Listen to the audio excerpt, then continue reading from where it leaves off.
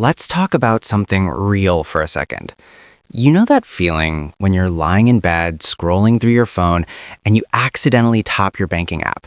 And the instant those numbers flash on screen, you close it immediately, like you've just seen something you shouldn't have. That pit in your stomach, that's not just anxiety, my friend. That's your brain running survival calculations in the background. Because here's what nobody tells you. When you have no savings, when that bank account balance is basically zero after rent, after bills, after that direct debit you forgot about, every single decision in your life gets filtered through fear. Your manager treats you like garbage, you take it. You're underpaid by $10,000, you smile and say thank you. Your landlord raises the rent by 15%, you absorb it. Why? Because you can't afford to be picky. You can't afford to walk away. You can't afford to take a risk. This is what psychologists call survival mode brain. And here's the brutal truth. When you're in survival mode, you don't make good decisions. You make safe decisions. And safe decisions keep you exactly where you are, stuck, stressed, and one emergency away from disaster. You stay in toxic relationships because you can't afford to move out. You stay in soul-crushing jobs because you can't afford to quit. You turn down opportunities because they require upfront investment you don't have. And the worst part? You know all this. You're not stupid. But what are you supposed to do? Just save more money? Great advice, genius. Well, here's the thing. There is a specific number that changes everything. And it's not £1 million. It's not even 100,000 pounds. It's 20,000. And in the next few minutes, I'm going to show you exactly why this number is the mathematical and psychological turning point that will literally transform your entire life. So let's get into the science, because this isn't just me talking out of my backside. Vanguard, the massive investment firm, did a massive study on emergency savings and financial well-being. And what they found was absolutely wild. Having just 2,000 pounds in savings increases your financial well-being by 21%. 21% from $2,000. That alone is huge. But here's where it gets really interesting. When you push that emergency fund to 3 to 6 months of expenses, which for most people in the UK works out to roughly 15,000 to 20,000 pounds, you get an additional 13% boost in financial well-being. Do the math? That's a 35% total increase in how you feel about your financial life. But what does that actually mean in real terms? It means you spend 4 fewer hours per week stressing about money. It means you sleep better. It means you stop checking your account balance before buying a coffee. It means that when your car breaks down, it's annoying, but it's not catastrophic. This is what I call the top of the hill moment. You know that Greek myth about Sisyphus, the guy who has to push a boulder up a hill for eternity, and every time he gets close to the top, it rolls back down? That's what it feels like when you're broke. You work your ass off, you finally get a bit ahead, and then bam, unexpected expense, car repair, medical bill, broken boiler, and you're back at the bottom. But 20,000 pounds, that's when the boulder finally reaches the top of the hill and starts rolling in your favor. Suddenly, compound interest works for you instead of against you. Suddenly, you're not paying overdraft fees and payday loan interest. Suddenly, you have momentum. And momentum, my friends, is everything. But here's the real superpower that 20,000 pounds gives you, and it's not what you think. It's not about buying things. It's not about investing. It's not even about financial security in some abstract sense. It's about walking away money. Let me explain. When you have 20,000 pounds in the bank, you are no longer a prisoner of your paycheck. Your boss wants you to work unpaid overtime? No thanks, Mott. Your company refuses to give you a raise despite record profits?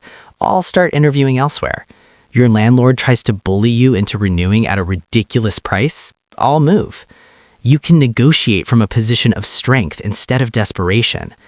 And here's the crazy part. You don't even have to actually walk away. Just knowing you can changes everything. It changes your posture. It changes your tone. It changes how you carry yourself in meetings. People can sense when you're desperate and they exploit it, but they can also sense when you have options and they respect it. I've seen this firsthand. I've watched people get promoted not because they worked harder, but because they stopped acting like they needed the job. They started acting like the company needed them. That shift in energy, that comes from having walking away money. 6 months of expenses in the bank means you can quit a toxic job without having another one lined up, you can negotiate your salary without fear, you can take a calculated risk on a new opportunity, you can say no to clients or projects that don't align with your values. You can invest in yourself, courses, certifications, networking events without guilt. This isn't theoretical. According to recent UK research, 72% of UK adults have less than 3 months of expenses saved. That means 72% of people are trapped. And let me tell you, the 28% who have more, they're the ones running the game. So let me paint you 2 pictures. Picture 1, you're broke. You have $300 in your account. Your car breaks down. That's $800 to fix. Threat. Your landlord raises your rent. That's an extra $150 a month. Threat. Everything is a threat. Everything is a problem. Everything makes you anxious. Picture 2. You have $20,000 saved. Your car breaks down. That's $800 to fix. Annoying, but fine. See the difference? The exact same events, but one person sees threats. The other person sees opportunities. And here's the kicker. The person with savings doesn't just have more options, they have more mental bandwidth.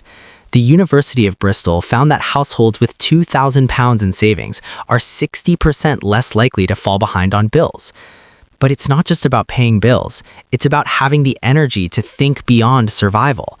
When you're not constantly stressed about money, you can invest in skills that increase your income, network with people who open doors, spot business opportunities others miss, take courses, attend conferences, hire mentors, think strategically instead of reactively. I know people who turned down career-changing conferences because they didn't have $500 for the ticket. Meanwhile, someone with savings goes, makes one connection, and lands a $20,000 raise. That's the difference between playing offense and defense. And you can't play offense when you're broke. All right, final thing, and this is critical. Let's say you actually do it. You grind, you save, you sacrifice, and one day you wake up with $20,000 in your account. Do not blow it. I'm serious. This is where most people screw up, because the instant they hit that number, their brain goes, finally, I've been good for so long. I deserve a reward. Let me buy that car. Let me book that holiday. Let me treat myself. And within 6 months, they're back to zero. Listen to me. The most valuable thing about saving $20,000 is not the money. It's the person you became to get there. You built discipline, you built self-control, you built the ability to delay gratification. You proved to yourself that you can set a goal and achieve it. That's identity level change, and that's what transforms your life. The money is just a tool, but the person you become, that's permanent. So when you hit $20,000, don't see it as a finish line. See it as a seed for future freedom. This isn't congratulations, you can finally buy something nice money. This is congratulations, you've unlocked a new level of life money. And here's the truth that nobody wants to hear. The person who can save $20,000 can save $100,000. The person who can save $100,000 can build real wealth. But it starts with that first $20,000. That's the foundation. That's the test. And let me tell you, most people fail it. Not because they can't save, but because they spend it the second they get there. Don't be that person. So here's your action plan. Number 1, calculate your 6-month expense number. For most people in the UK, that's £15,000 to £20,000. Number 2, open a separate savings account and automate deposits. Out of sight, out of mind. Number 3, track your progress monthly. Celebrate milestones, 2,000, 5,000, 10,000. Number 4, protect it like your life depends on it, because in a way, it does. This isn't just about money, it's about freedom, it's about options, it's about finally playing offense instead of defense. £20,000 is the most important number in your bank account, not because it makes you rich, but because it makes you free. If you found this valuable, smash that like button, subscribe for more financial breakdowns, and drop a comment. What's your emergency fund goal? Let's build wealth together. See you in the next one.